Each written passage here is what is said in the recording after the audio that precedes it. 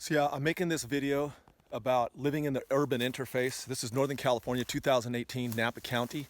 We have a lot of fires going on, as you've heard. The Carr Fire, the Ranch Fire, the River Fire, the largest fires in the history of California. I did wildland firefighting for 5 years. I've taken the S190 course. I'm an arborist by trade, and I clear brush. I do fire remediation, fire abatement on people's property, getting rid of brush and making the property more fire safe. That's what I do. And so when I hear, and I've been doing this my whole life, I love working outdoors and I love making places like a park and making it nice. And California has a lot of misinformation. I mean, a lot of the stuff they're saying on the news is total misinformation and people are all confused. There's this, the mainstream media narrative of why we have all these problems is that it's global warming and there's too many people living in the urban interface, in the wildland. And a lot of that's just total nonsense, and I'll tell you why. Look behind me here. This right here is property. I'm along a road here in Napa County, up at 1,800 foot elevation. And this property right here is just full of brush. The property owner hasn't taken the time to clear the brush here. And a lot of this brush out here is invasive species, French broom, which is not native to this area. And that's a whole nother topic about a lot of environmentalists.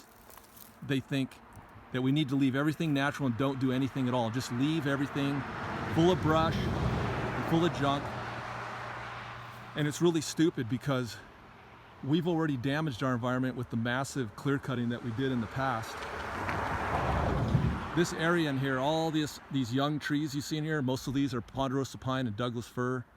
And here it's mostly pondo pine. And these trees are all like second or third growth. This place has been logged a long time ago. This was full of huge and majestic trees where you could have a forest fire that would run underneath and it wouldn't hurt the trees or get in the canopy. That's what you don't want. You don't want to destroy the trees. A lot of the misinformation going around, there's a lot of misinformation saying that trees are the problem and we need to get rid of trees. And people are thinking that trees are what causes fires or trees are a fire hazard. Trees are not the problem. The problem is brush, whether or not they want to have trees. And trees have a huge benefit. I could give a whole talk on that. Trees provide shade, trees cool the air temperature, trees provide oxygen, trees retain moisture, trees prevent erosion, trees provide a food source, on and on and on. So, I mean, people in California need to decide whether they want their state to be like a desert and have no trees, or whether or not they want to have trees. Okay, now right here, this is an example I want to show. Here is somebody who lives in the urban interface, they call it, or the wildland interface.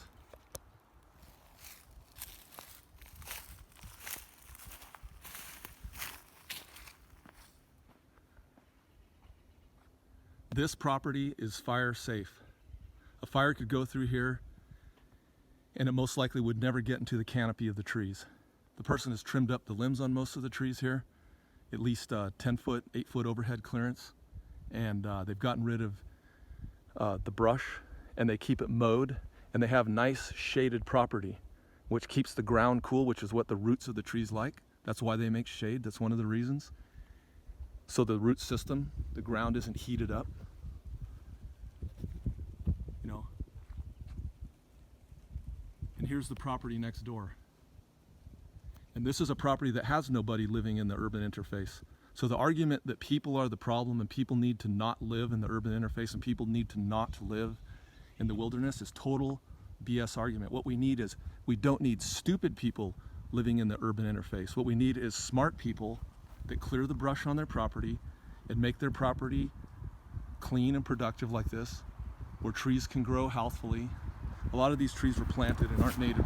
Somebody planted sequoias in here.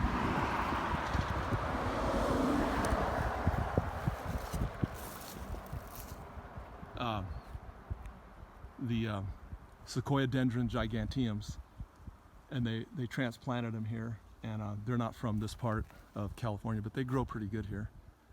They need to be thinned, and they're going to actually have me thin some of these. So this one fell over here, it died. We're having a drought here in California. That's a whole nother topic. I could go on forever. It's like in the 6th year of a drought, and people's trees are dying, and they wonder why. But as you can see, this property here is neat and orderly and clean. And this property here is messy and full of brush. Here's right down the fence line.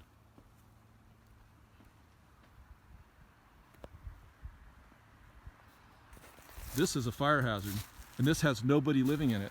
So the argument that people need to stay out of the woods is a BS argument, because the problem with the type of environmentalism we have in California is we have the wrong kind of environmentalism. We have an unintelligent kind of environmentalism that wants to just let everything go to pot like this. And it's a huge problem. The type of environmentalism we need is restorative environmentalism. So what they do is they've resorted to a restrictive type of environmentalism that restricts people from doing anything. And so they just let everything go to pot like this. Now, if a fire comes through here, it's going to have enough fuel in here to develop enough heat to light up and ignite the upper canopy in these trees, and you're going to destroy these trees in here. So you're going to have not only a loss of the ground brush and the fuels down here, but it's going to, because these trees also need to be thin. There's too many in here. If it were me, I would take out the smaller ones. I would take out what I call the 3Ds. Anything dead, anything deformed, and anything diseased. Deformed meaning trees that are crooked, forked tops, things like that. You'd leave the specimen nice trees and try to retain an overhead canopy that makes shade throughout this forest in here.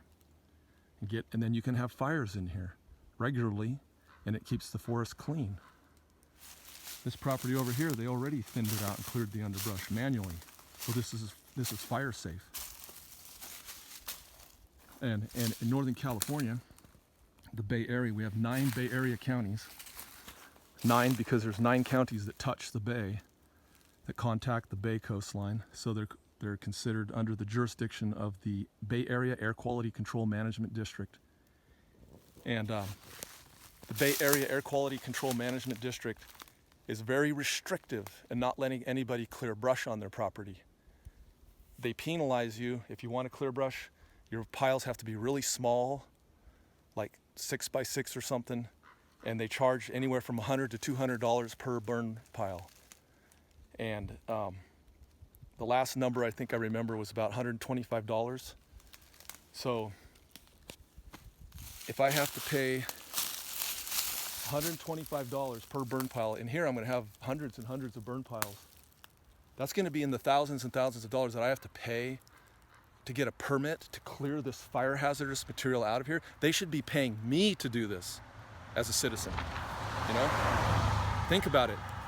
I mean, look at the billions they're spending that's going to cost these fires. And all they're thinking about is the cost of personnel and fire suppression equipment and the helicopters and all that. What about the cost to the entire state because of the loss of productive land that's been destroyed by fire? The forestry materials that could have been harvested in a responsible, environmentally conscious manner. What about the cost of the loss of wildlife? I want to clear this stuff out of here, but they're going to charge me money. They're going to it's like a penalization. Like they're penalizing me for making this more fire safe. When if anything, if I'm doing it, they should be paying me to do it, because I'm doing something that's monetarily a benefit to the state in the long run by preserving our forests. People just don't get it through their heads. Taking good care of your resources is a wise financial thing to do, right? Like if you have a good car, you don't just drive it with a flat tire that would ruin the rims. You don't just drive it with no oil in it. You take care of your car, right? You put oil in the engine so that there's no friction buildup and the engine doesn't get destroyed, right? You You know, you take care of what you have so it works and it's productive and you're not just wasting material and equipment. And to not take care of these forests is a huge waste of resources. You know, people just need to stop being lazy. They need to decide whether or not they want a forest or if they want a destroyed state. See, this person decided to take care of their property. The lighting's not very good here. See? It's a nice, productive property. Nice and clean forest.